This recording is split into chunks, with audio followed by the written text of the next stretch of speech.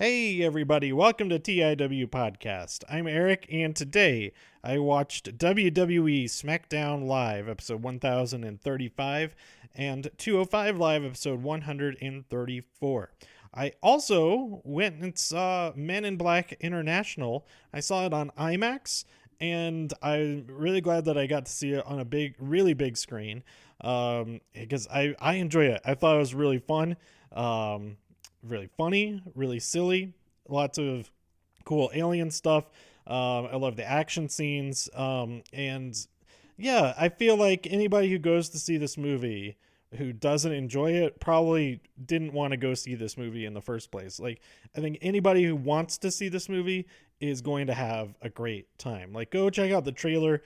It is really representative of what the movie is. So, yeah, I don't know. I kind of feel like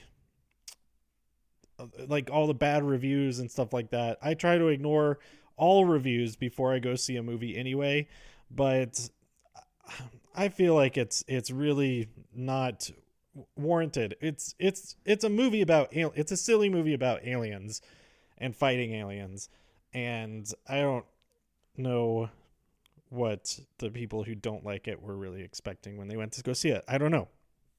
They just want to go see it to not like it, I guess, which unfortunately is the case a lot of times. So I recommend it if you like the other Men in Black movies. I feel like I had as good of a time as I did when I saw those movies.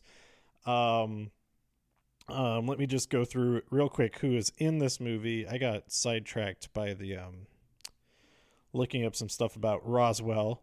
Not like conspiracy and stuff of the TV show. The new Roswell, New Mexico TV show. I couldn't remember. It's been so long since I watched the original TV show.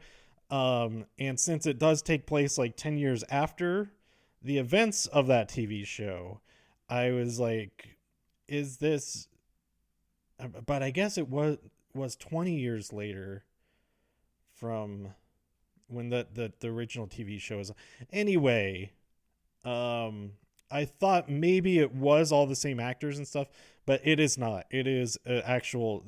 What got me thinking about this was because a lot of the little snippets on Rotten Tomatoes, I was just curious, like why some of these critics hated it.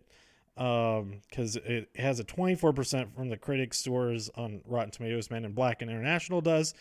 And a lot of them cite the it being they're calling it a reboot, and it is not a reboot. It is in continuity with the other Men in Black movies because it takes place in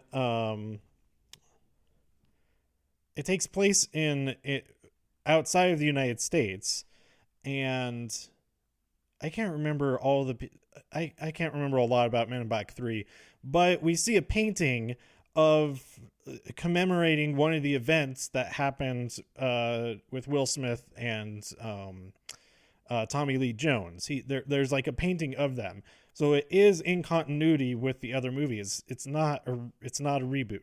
So people throw around the word reboot a lot. So that got me thinking: is Roswell the same? Is it in continuity with the other show, or is it a new rendition of it? And as it turns out, I didn't remember a lot about the original show at all. In fact, I think I may have only watched the first 2 seasons of the 3 seasons. But yeah, Roswell, New Mexico is a new adaptation of the Roswell High books. And I think it's putting it 10 years after they were in high school, I think was a really good it works really well because they can do a lot more adult stuff, and they don't have to really worry about that they still have flashbacks of when they were in high school, but now they have like actual jobs. Like Max is a policeman, and all that plays into the drama of all the story and all of that. So I talked a little bit about Roswell before, and this also does have to do with Men in Black because of the Roswell the Roswell incident is what started the whole Men in Black thing in universe. That's the reason for them starting the Men in Black organization and all of that. And so it does tie in together with that. And if there was crossover with that, that'd be interesting. But Men in Black is way more silly than Roswell, New Mexico, the TV show. I didn't even realize. I'm like talking about the reboot connection and calling it reboot when it's not, or if it is, and I totally spaced out that it's the whole alien things. It has a lot more in common than I thought. But anyway, I really enjoyed Chris Hemsworth and Tessa Thompson, our two main characters. We also had Emma Thompson as Agent O. She's the head of the New York office. And then Liam Neeson, High T, he is the head of the UK office, or London office, or whatever they called it. There's some other cool people. There's a set of twins who play some important characters, and I thought they were pretty cool. They never really talk. Maybe they did talk something, but all like the action sequences involving them were pretty cool.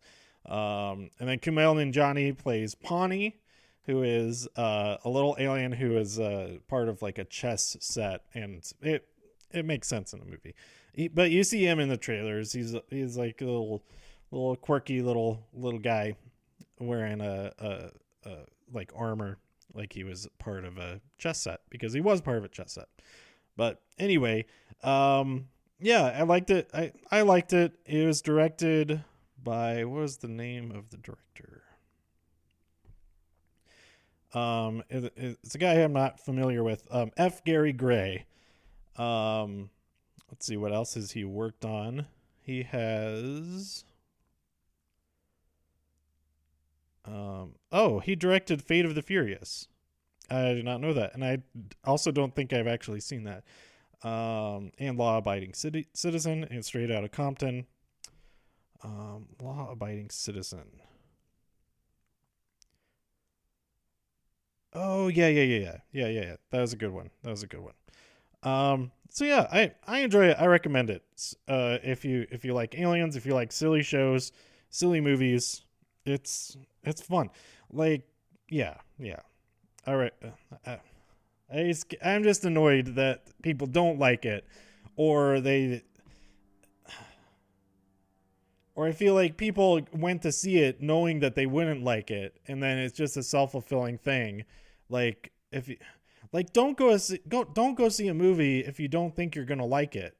Like, just don't go see it because you're gonna be in the mindset of like, oh, this is stupid, I want to see this, and then you're just looking for all the stupid stuff. Like, that's like the wrong way to watch anything. So speaking of that, let's talk about SmackDown and 205 Live, which I always try to go into like, there's going to be something that I'm going to really enjoy about this. I'm going to look for that stuff that I enjoy. And I think that's even more so the attitude to when watching wrestling, or just in general. But I did like this episode of SmackDown. These were both aired on June 18th, 2019. We open up with the New Day and Dolph saying some stuff, and then our match of Xavier Woods versus Dolph Ziggler. Ziggler won the match, but Big E and what happened?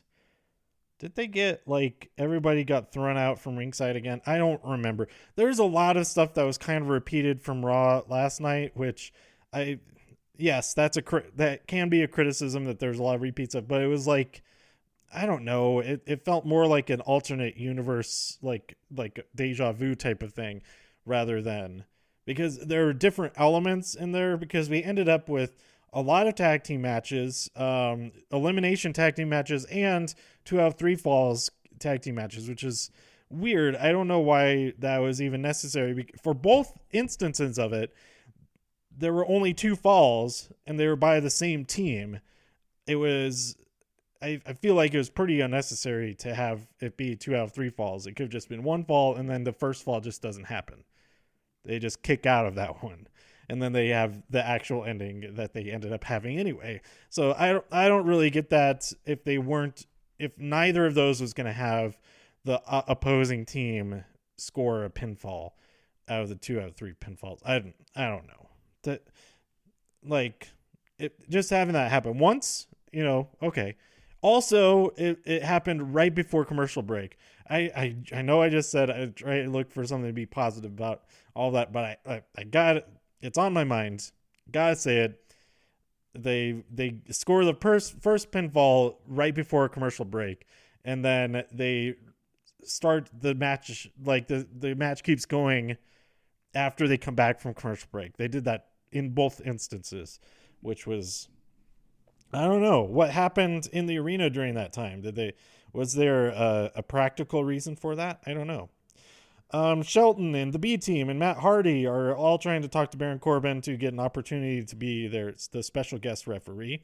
And I tweeted at Corbin and I said, hey, you should ask, because later on we had a match between Heavy Machinery and the B team. Heavy Machinery won. Daniel was talking about how he would take advantage of Otis while he was pumping his hips.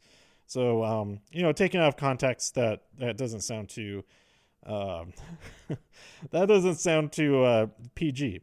But after the match, Seth attacked the B team because they were talking to Corbin earlier. And so I tweeted at Corbin that he should ask Seth Rollins to be the special guest referee. And then Seth would have no choice but to attack himself with a chair. But he didn't reply or anything. But so maybe that's exactly what he's going to do. He doesn't want to give me credit for it. It's exactly what's going to happen. But what I really hope actually does happen with that is that Brock Lesnar ends up, because Paul Heyman was insistent that he was not interested in being the referee, and so Seth, don't stay away from him. But I think it would be pretty great if Brock Lesnar was the guest referee, and during the match he cashed in the contract to himself because he'd be the referee, and then would count his own pinfall, defeating Seth and getting the championship. I don't know. That's what I kind of hope happens. It would be totally super weird, but it would be something we'd never seen before. Somebody counting their own, everything about that. We've never seen any of that before. So maybe we'll see. That's why I want to see happen, even though it's totally weird and dumb. But that's what's fun sometimes.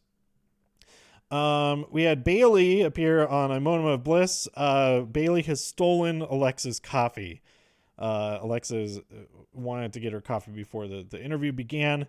The show began, but Bayley brings it out and just drinks it herself.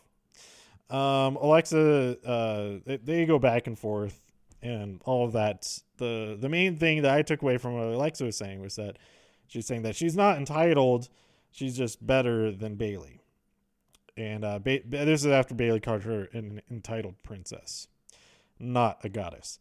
Apollo backstage is looking for Andrade. He's talking to Zelina Vega, and she's kind of being goofy about it. And she wasn't being wacky or anything, but she wasn't taking Apollo seriously, and she was kind of being a distraction because Andrade attacked Apollo, and Zelina goes, "Oh, there he is." And then we see Gable in the background taking notes. What is Gable taking notes about? I hope this pays off. I don't know if it ever will, but this is 2 weeks in a row that he's been taking notes there on SmackDown Live. He did not appear on 205 Live later in the night, but he was talked about and shown the replay of the match between him and Jack Gallagher from last week, which was not the intended finish. As it turns out, well, I mean, it's pretty obvious that that went wrong, but we've got to get a rematch because that match was fantastic up until that point. Even including that point, it wasn't that really wasn't that bad of an ending. It was just you could tell that there was going to be more. There's going to be more happening, but like I said, we had Heavy Machinery versus B Team. I talked about that already. Shane and friends come out. The Miz comes out. It turns this into a tag team match. Miz versus Drew and Elias. Miz has 10 seconds to find an opponent, and R-Truth happens to be underneath the ring, and he tries to make his way out of the arena. But the Miz is like, wait, you can be my partner. And so this was, for some reason, an elimination tag team match, which, when you think about it, is it's not entirely different. It is different from a 2 out of 3 falls match, but it ends up being kind of the same because you still have to score 2 pinfalls. On one of the teams has to get 2 pinfalls to win. So R-Truth was eliminated, and he's immediately chased by everyone coming out from the locker room for that 24/7 championship.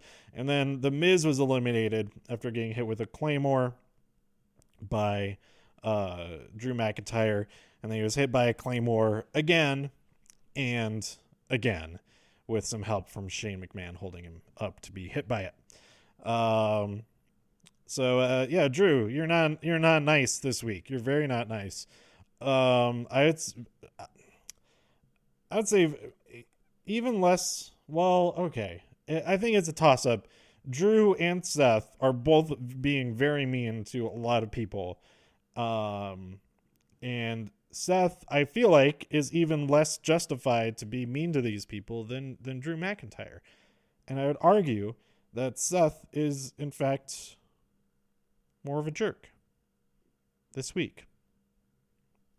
So, there you go. I said it. Ember Moon is on the hunt for Mandy and Sonya backstage, who are there eating donuts, and Ember knocks the whole box of donuts out, like flings it across the room out of their hands, and beats the crap out of them. Well, tries to beat the crap. Well, so she beats the crap out of Mandy at first, just like totally whacks her, and then Sonya fights back, and it was a pretty good scuffle there.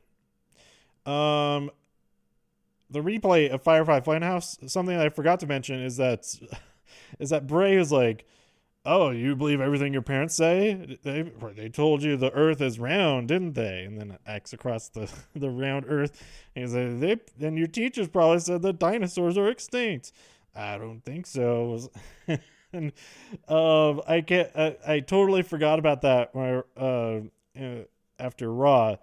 It's like, wow, those are some bold claims to be presenting to children, and I enjoy it.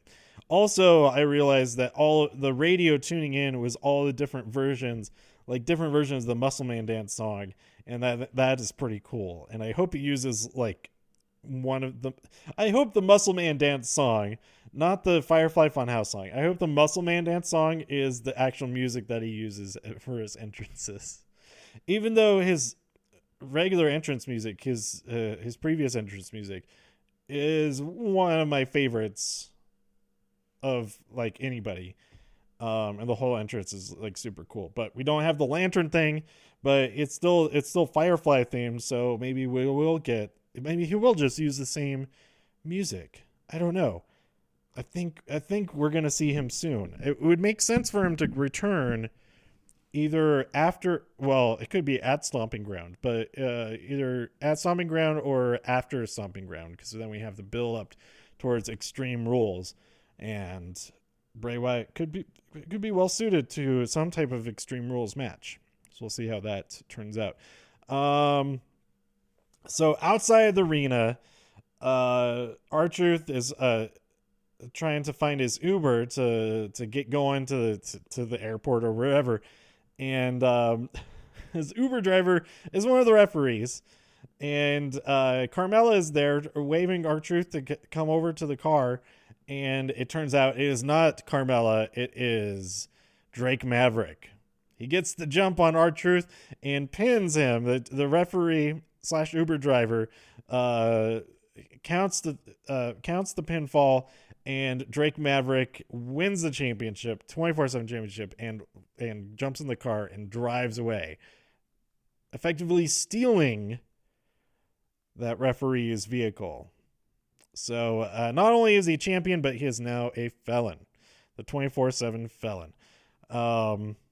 But yeah, that was pretty great, and I'm the his persistence has paid off. But then he was completely absent from 205 Live later in the evening. But we'll get back to that. Like everybody was talking about, like what Drake Maverick has lost it, but he also won it. But he's lost it, and he's not even here. All of things are descending into chaos and all of that. Speaking of descending into chaos, then our main event, Sami and Kevin versus Kofi and Seth. I was rooting for the team of S and K, or the team of K and S. I should have said those in the same order, so I wouldn't have to transpose those. But yeah, this is a 2 out of 3's tag team match. 2 out of 3 falls tag team match, which when did they make that match? They made that match like after the beginning of the show. I don't remember exactly. But it was outside. Sami and Kevin approached Shane McMahon. They were like, "Seth is a madman. He's a bad man and a madman." So they made this match for the main event. The first fall happened in about 10 seconds. Like right after the bell ring, Kofi hits Sami with the Trouble in Paradise and gets the first fall of the match. And then we go to commercial. During the last segment of the show, which is entirely made up of this match, we see Paul Heyman in the back watching, and of course the suspense of whether or not Brock is actually there, and he could be looking for the opportune time for him to go out there, take advantage of what was going on. But Kofi and Seth did so well in this match that there was not really a time when Seth was super vulnerable. So it wouldn't have made sense for Brock to go cash in yet. The second fall happened when Seth hit Kevin with a stomp. There was some good stuff throughout this match. I don't remember any specifics really, because I didn't take notes. This was no, I did. I watched. I was just watching this on regular TV while sitting in a chair. But I didn't take like extensive notes of like beat by beat throughout the matches. Actually, I took a lot of notes for 205 Live. Now that I think about it, so let's move on to 205 Live. We ended this night with Kofi and Seth standing there with their championships, victorious, and Paul Heyman in the back watching both of those champions. And maybe he's getting thoughts on a cash-in happening against Kofi Kingston. That'd be interesting. I kind of wish I could go to Stomping Grounds. I think it's going to be a pretty interesting pay-per-view. I know there's a lot of rematches and stuff like that, but there's also a lot of like completely different new stuff that I think is going to be really interesting as well. Also, we had a backstage confrontation between the Iconics and the Kabuki Warriors, along with their manager Paige, and we're gonna get them. I wonder if they'll show us highlights of this match at least of from WWE Tokyo, that they're gonna have a match there against the a non-title match, but if they win, then they'll get a title match at some point after that. So obviously they're going to beat the Iconics and they're going to earn that title match. And hopefully we get to see hopefully I get to see that I am going to Extreme Rules. So I hope that they hold off doing that match. And I know it sounds dumb saying like, "Oh, I hope they hold off doing another championship match for another month." But I do hope they hold off on that one because I want to be there in person to see that particular match. So I hope it is on a pay-per-view, and they do wait till the pay-per-view, and it's at the pay-per-view that I'm going to be at. Yes. Moving on to 205 Live, episode 134. Drake Maverick in a pre-taped thing, obviously, because he wasn't there live doing this. He was off. He was driving on the roads of he's probably in the Death Valley by then, or at the airport. He's probably more likely just going to the airport so he can fly home. Or if he lives, does he live in Los Angeles? I don't know. All right, I've got the wires are crossing and clicking and buzzing and stuff like that. I'm sorry about that.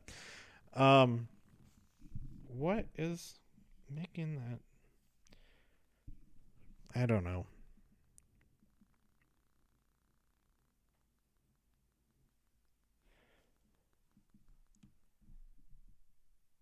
Is it?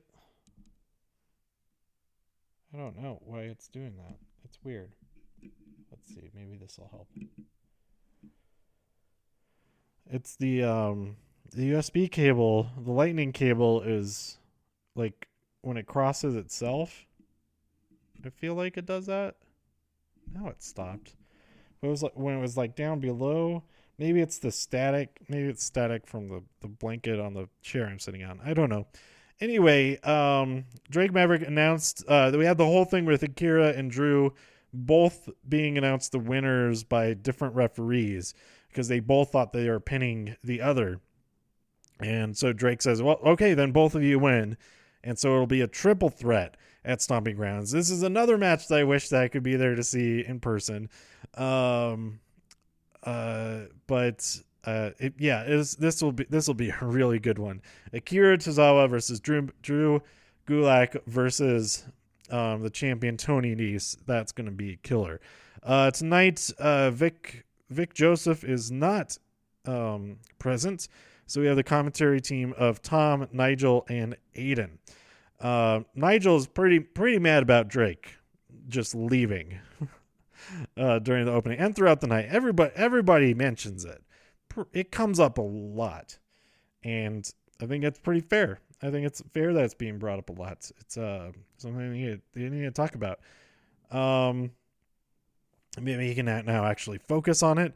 Maybe if somebody pins him, he can then be like, okay, I held the championship. I can calm down for a while. I don't have to be obsessed about it anymore because I am on that list of champions now. Hopefully, and then he can focus back on 205 Live. We have the Singh brothers versus Grand Metalik, and Lince Dorado. So Nigel calls him Linda, and Tom it's Lince, and Aiden English goes, yeah, he knows. Like he calls people he doesn't like by silly names. So I really like that interaction. Like just that the one chain with Tom being there, that he's not like used to being around these guys. I really like that dynamic on this episode that Tom was like trying to be like he wasn't really being really serious, but like him being on the outside of these like not knowing that, oh, Nigel's just like that kind of thing. I really enjoyed about this episode. The Singh brothers won somehow. It was something involving their Penelope that things went wrong. By the way, I don't think I talked about that at WrestleMania Access. I did get my picture with the Lucha House Party, but when I got my pictures, I would take off my glasses. And so I did not pay. I was not looking at my feet. I was looking at them as I was approaching them, and I didn't realize that they had the piñatas there on the floor with them, and I totally knocked them over. And yeah, it was a little bit awkward, but it was still fun to meet them.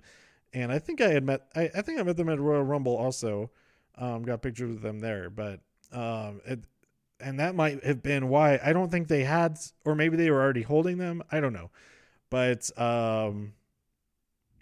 yeah, I just thought I'd mention that because those piñatas can be a problem sometimes, especially if you're not wearing your glasses and you're not knowing to look at your feet to see what you're stepping on. I wasn't expecting to knock into things with my feet at any point during the entire weekend. That was the only time that happened.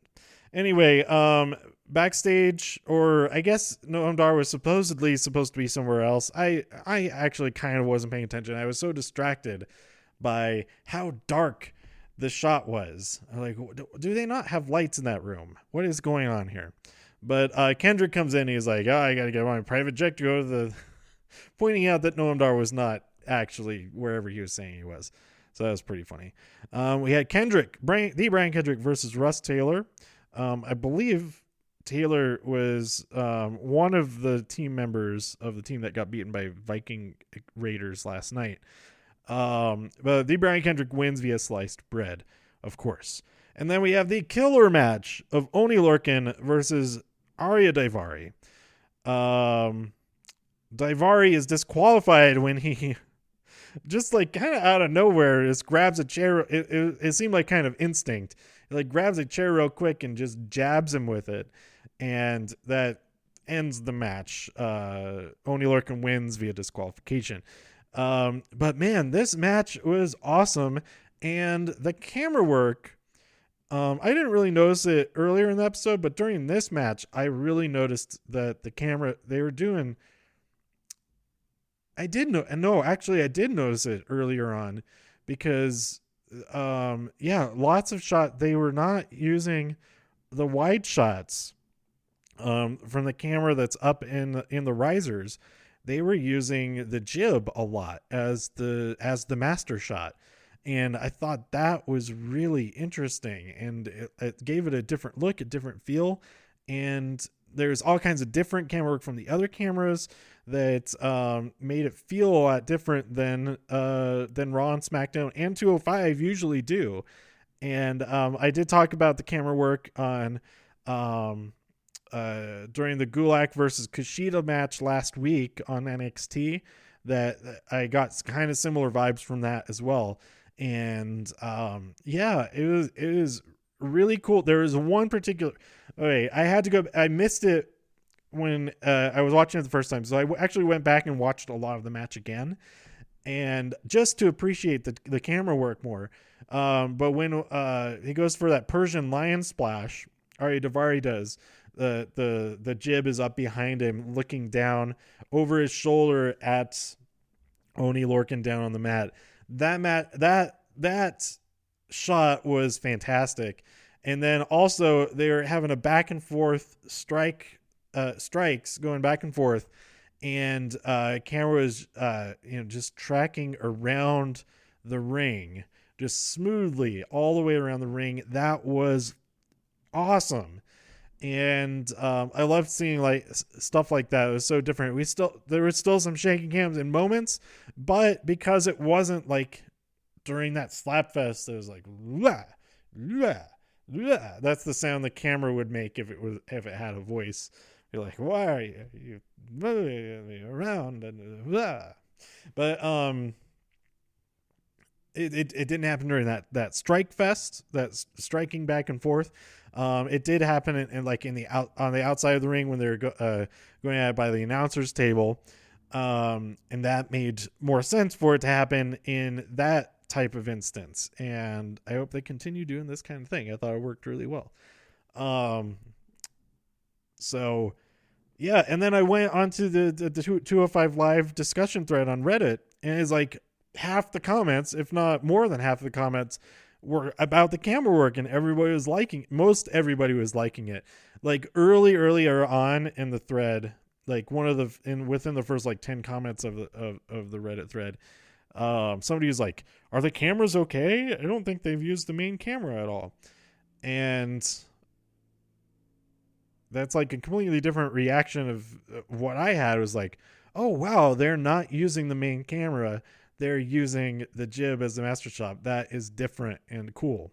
So yeah, it like everything, I think some people may not like it as much. And if you're like me, then you like that camera work a lot. So I hope they continue trying new stuff like that and integrating more of that into these type of shows. And I wonder if it's more possible to do that when there isn't as much audience on that side, because they're not worried about the jib being in the way of everyone, that kind of thing. Like if there's nobody on the side of the camera, then they don't have to worry about obscuring audience's view. And that's kind of a benefit of not completely selling out the show, that kind of thing. I don't know, but then again, they're not really worried about that in a lot of cases, as we see a lot of times at the really big shows. It's like, well, we're sold out. There's nowhere that you can move that you're not gonna have an obstructed view from the pillars or the bright lights shining in your face, all that kind of stuff. It's pretty much is what it is. So, but not having to worry about like the 20 people are behind there, like that could be moved.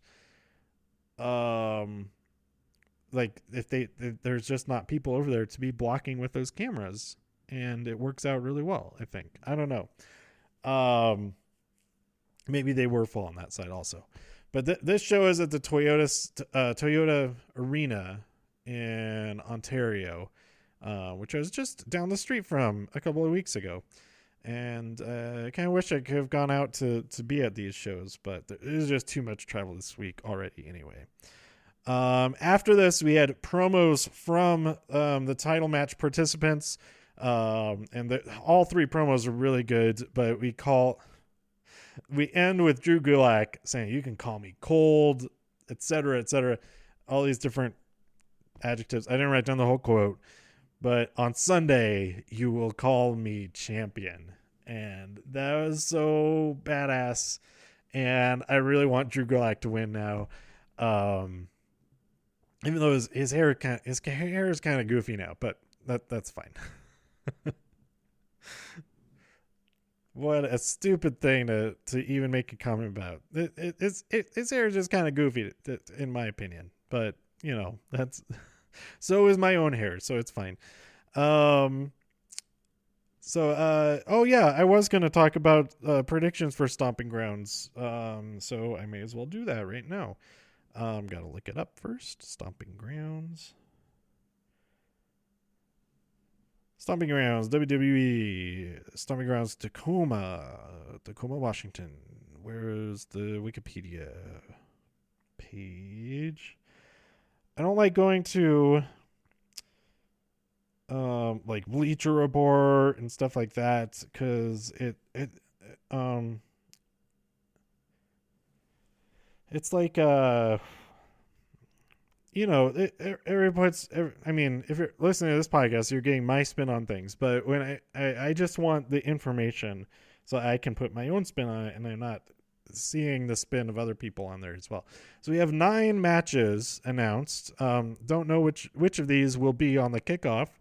I think maybe it would be the New Day versus Sammy and Kevin. That would make sense to be on the kickoff. But just going out, I'm going in the order that it is on the Wikipedia page. Bayley versus Alexa Bliss, singles match for the WWE SmackDown Women's Championship. I kind of want Alexa to win, but that would mean that she would move to SmackDown, which kind of doesn't really matter right now. But then that would mean the thing with Nikki Cross, that would have to change or continue or not or stop. I don't know, but I think it would be cool if Alexa Bliss won.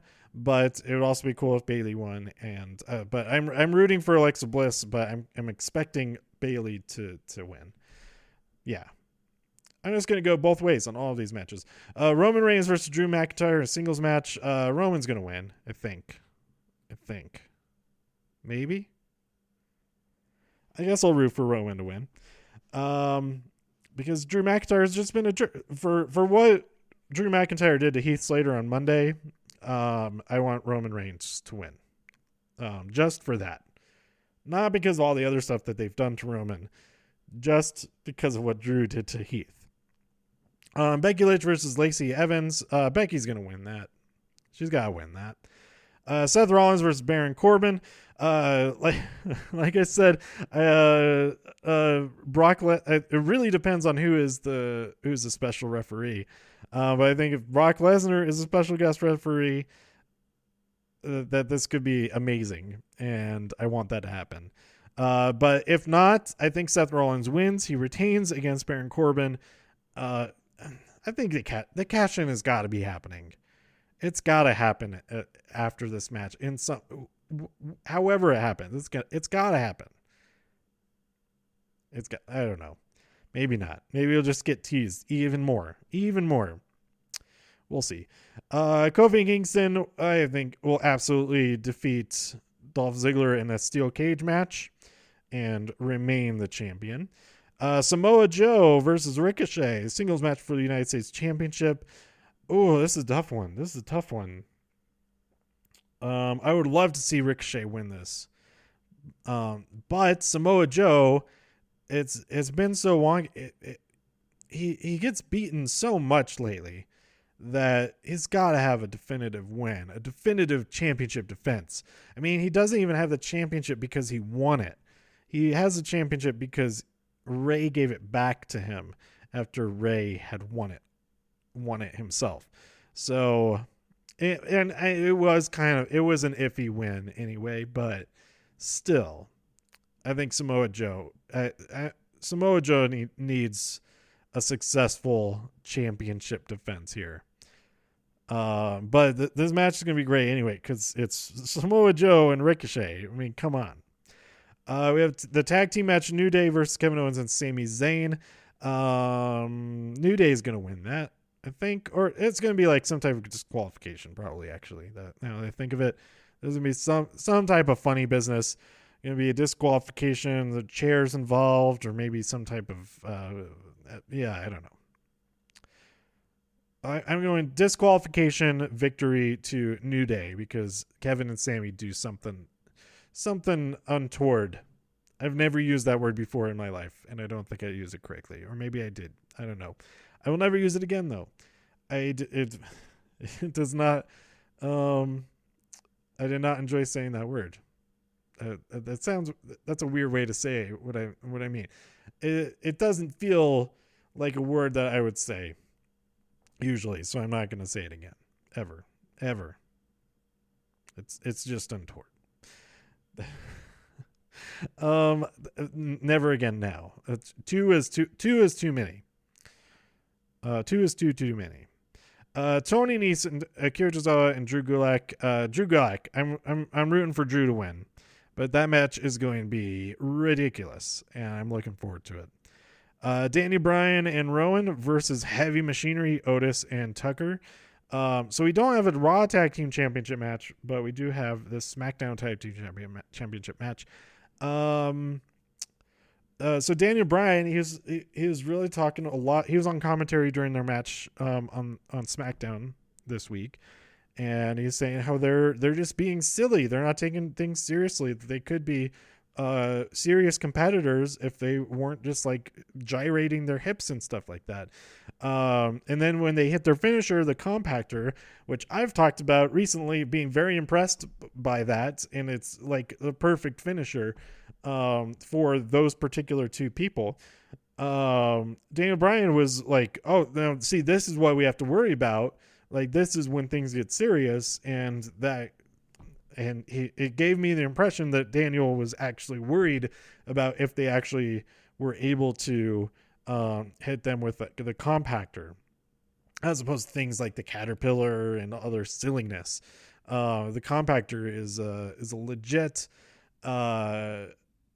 match-winning move for sure. It's won every single match that they've used it in. Nobody's kicking out of that. Although I guess they could, if they hit it on Daniel Bryan, if Rowan is still in action, like he could break up the pin, and that could be how they avoid that. But I think Daniel Bryan and Rowan are going to retain the championships at Stomping Ground. So it's good. Stomping Grounds. And Seth Rollins, he's got it. That's got to be the main event because he has the stomp, and he owns a coffee shop. So like this entire show is like named for him. And why isn't his coffee shop called Stomping Grounds? That should be a drink that he has at his coffee shop after he wins and retains his championship. But not if he loses it to especially if he loses it to Baron Corbin. But Anyway, okay, those are my predictions and hopes for Stomping Grounds. This has been a very long episode. Wow. I'm headed over to see Aladdin here in a few minutes. But I also need to watch The Amazing Race, last week's episode, and then watch tonight's episode as it airs. So I will have 2 episodes of The Amazing Race reviews later on today. And then I'll talk about NXT UK and NXT later on, probably tomorrow, since I'll be carless, and so it doesn't make as much sense to go out and go like see movies and stuff like that. Which maybe I might do that anyway. But that is all for SmackDown and 205 Live and Men in Black. Let me know what you thought about all of those things by tweeting me at TIW Podcast. Go to TIWpodcast.com for more reviews. If you enjoyed this episode or anything else on the site, please share some links with your friends. Subscribe on iTunes, Stitcher, Spotify, YouTube, wherever you like to listen. And I'll see you next time. Stay safe out there in all of the infinite multiverses.